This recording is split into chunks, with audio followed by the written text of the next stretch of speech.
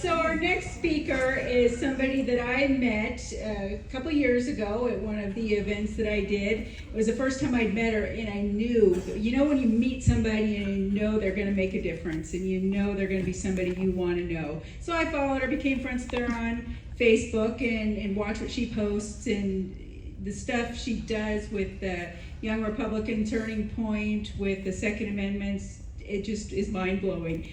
And I asked her if she would come speak to you guys tonight, and she happily agreed. Taryn Dar is a proud Oregon native, a PCP in Columbia County, and Turning Point USA ambassador. She serves as the director of operations at a Washington, D.C. based conservative media company, where she manages high-impact campaigns and partnerships for national clients. Taryn is also the Oregon State Director for Women for Gun Rights, actively fighting unconstitutional gun laws and promoting education to preserve the Second Amendment through firearm safety, hunting, and real-world experience. Outside of her professional and advocacy work, Taryn is a mother of 3. She enjoys spending time with her kids in the great outdoors, carrying on her family's hunting and fishing traditions. Please welcome Taryn Dar.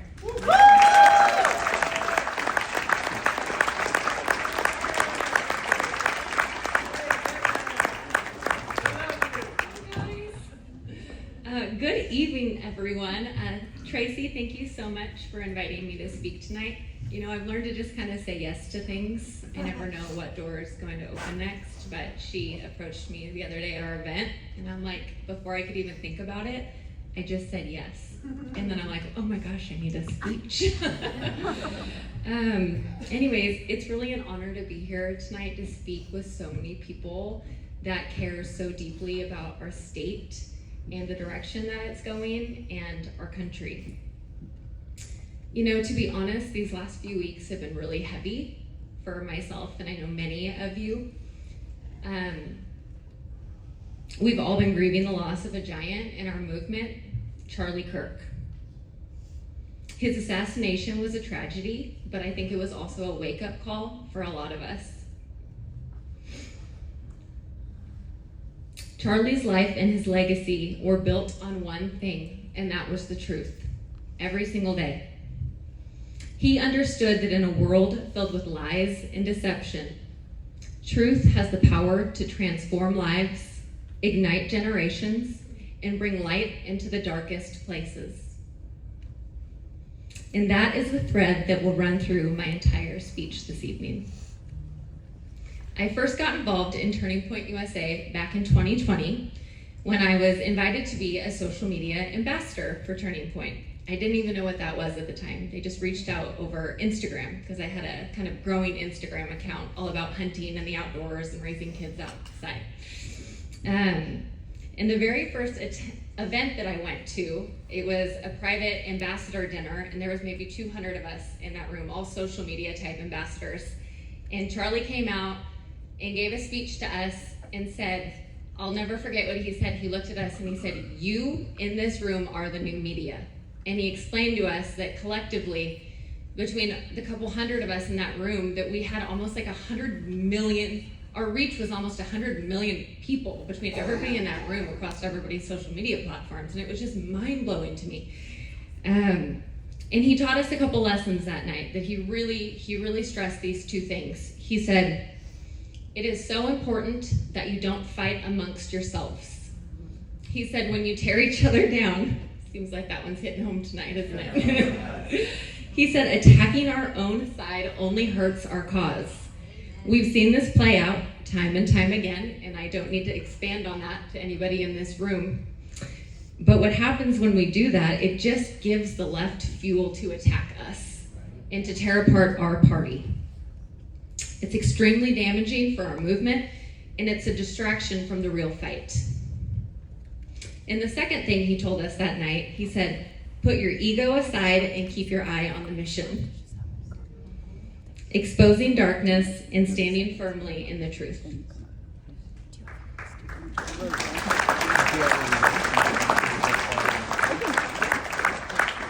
Charlie was a free speech advocate, a defender of the Constitution, and a warrior for Jesus Christ. He didn't just debate people on college campuses. He gave them the opportunity to think critically, to question the lies that they have been indoctrinated with, and to engage with conservative ideas in a rational, kind, and respectful way. Charlie was one of the most intelligent and principled men that I have ever had the honor to learn from. His values weren't just rooted in the Republican platform, but they were rooted in biblical truth. Last weekend at Charlie's memorial service, I heard the story of how Turning Point USA started. Charlie had a dream to start something that would change the trajectory of our country.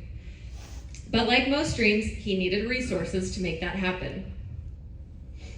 He was invited to a potential donor's home, and he asked her for a check for $50,000 to launch the very first Turning Point USA chapters. She told him, "Charlie, if you can raise half, I'll write you a check for the other half." 2 days later, yes, just 2 days went by, and he called her up and said, "I raised the full $25,000, and with that, she wrote him a check." That moment was the birth of Turning Point USA. Turning Point USA began as just a handful of college chapters across the country, but under Charlie's leadership, it grew into a nationwide movement.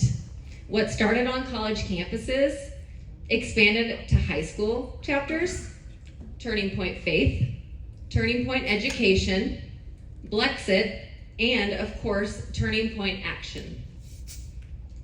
Turning Point Action became a political force that mobilized young conservatives across this country, and its efforts were a key factor in pushing Donald Trump across the finish line in the 2024 election.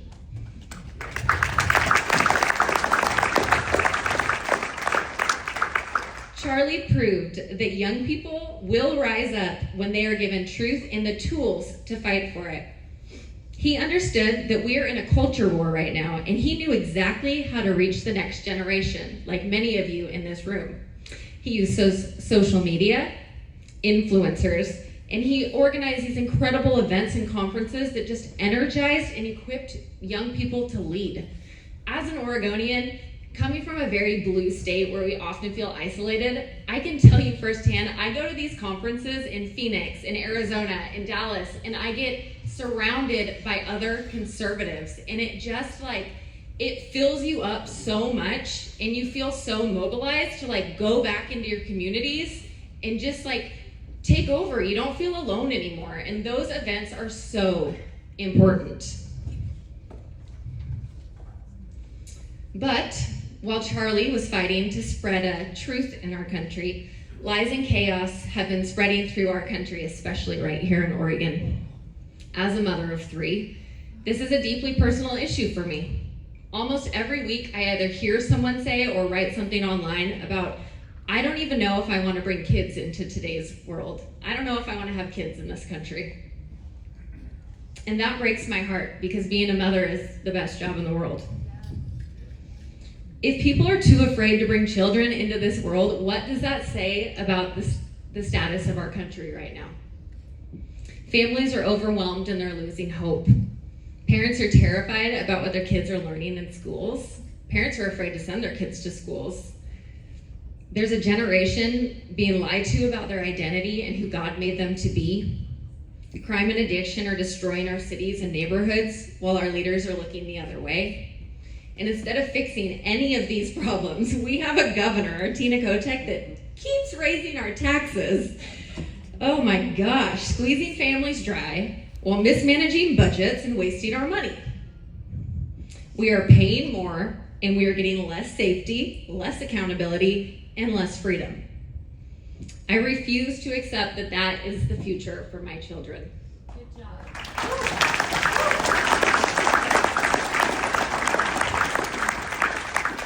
The reality is, most Oregonians don't understand the full extent of what's happening in our state.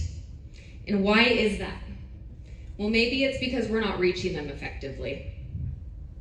Charlie understood the importance of new media, bypassing the traditional gatekeepers and speaking directly to the people. He had conversations with people, and we need to do the same thing right here in Oregon. Some leaders, some in this room tonight, are doing such a wonderful job at modeling this. Representatives like Jeff Helfrich and Ed Deal, they're podcasting, they're creating amazing content on the internet, they're using Twitter, they're reaching Oregonians through those means, and so many more people have to start doing that if we want to really reach the Oregon voter. This is how we're going to reach new families and especially new voters, by meeting them where they're at, just like Charlie Kirk did. And here's a hard truth that might sting a little bit. The Republican Party has not done enough to reach young people historically. For too long, the left has been pouring millions of dollars into schools, universities, media platforms to shape the next generation and to change our culture. Meanwhile, our party has largely ignored the mission of investing in the young people. Charlie proved what's possible when you invest in youth. Turning Point USA didn't just talk about it, but they built an entire ecosystem for young conservatives to thrive and grow in. And we can't afford to sit back and assume that someone else will do this work for the Republican Party in Oregon. If we want to win in 26 and in 28, we must elect more Republicans at every level, raise up strong candidates that reflect our values, register more voters than ever before, and engage the younger generation. But here is the good news. The passion and people we need are already right here in Oregon. We have so many freedom fighters across the state, bold, patriotic men and women who love their communities and their country. The challenge is we just have to come together.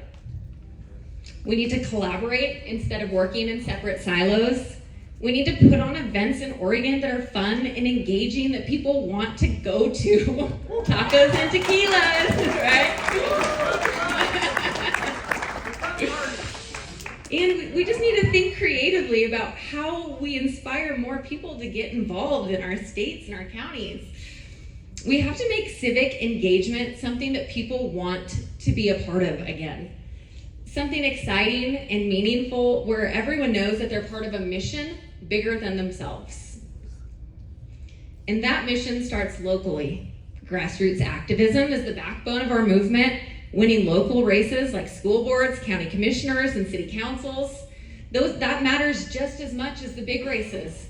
We have Donald Trump in office, and sometimes it doesn't feel like it living in Oregon. It's almost like they go the other way. They double down. We get a conservative president, and Tina Kotek and the far left, they double down on us, and it's heavy. These local races matter so much. If we want to save Oregon, we must march together towards the same goal. When we unite our efforts and speak as one voice, we won't just fight back, but we will win this war. Currently, we have too many people in this state that say things like, I'm just not into politics. Oh, that drives me nuts. I'm just not into politics, I don't care about it. I'm like, but here's the truth. Politics shape policy, and policy impacts people. And that is something that everybody needs to understand in this state. Whether somebody thinks that they care about politics or not, every decision made in Salem and Washington, D.C. affects their kids' classrooms, their paychecks, and their personal freedom. If we fail to communicate this to them, we are going to lose the next generation. Our goal must be to show people that truth and action can change their life. Since Charlie's assassination, something incredible has been happening in this country. What the enemy meant for evil is sparking a movement for good. In just the past 2 weeks, there have been well over 120,000 inquiries on the Turning Point USA website from students wanting to start new chapters in this country. We are on the cusp of having a Turning Point chapter in nearly every high school and college campus in America. Just think about the impact of that for a minute. That's tens of thousands of young people rising up to say, I will not sit back, I will lead, I will be a voice of truth in my school, in my communities, and in my generation. Some states are already taking bold steps, like Oklahoma, who just announced plans to establish a Turning Point chapter in every single high school across their state.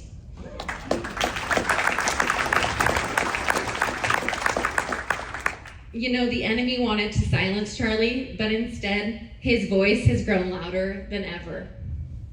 His assassination didn't end the movement, it just multiplied it. Our response to hatred will not be violence or vengeance like you see on the left. Our response is always revival, and that's what's happening right now.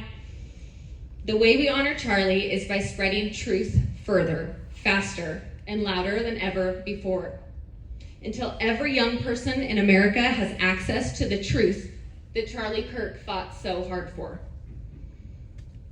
And speaking of revival and bold leadership, we have some incredible young leaders here tonight who are living this out right here in Oregon. I want to first recognize the Young Republicans of Oregon. This group represents the future of our state. Your activism and boldness and your pursuit of truth is what's going to help Oregon turn red again. I'd also like to introduce you to two very special guests, Araya and Gracie from Seaside, Oregon. Ladies, would you stand up for me? These two ladies, this is the power of social media. Let me tell a story real quick. So the other day, I was talking to Tracy, and she was like, oh, we want to bring the youth into this event and stuff. And I'm like, well, I'm just going to start blasting it on social media and see who I can round up. So I put this, I was going out elk hunting the other night, and I get on my Instagram story, and I'm like, hey, like, if any of these young girls, if you're a part of YRO, or if you're a part of a Turning Point chapter, shoot me a DM. I have a seat for you in an event coming up. And these two girls DM'd me, and I think an aunt of one of yours, and like a dad or a family member. I kept getting all these messages just about you two. And thank you so much. My daughter is so excited, and my niece is so excited. And anyways, they just started the first ever Turning Point USA chapter at Seaside High School. So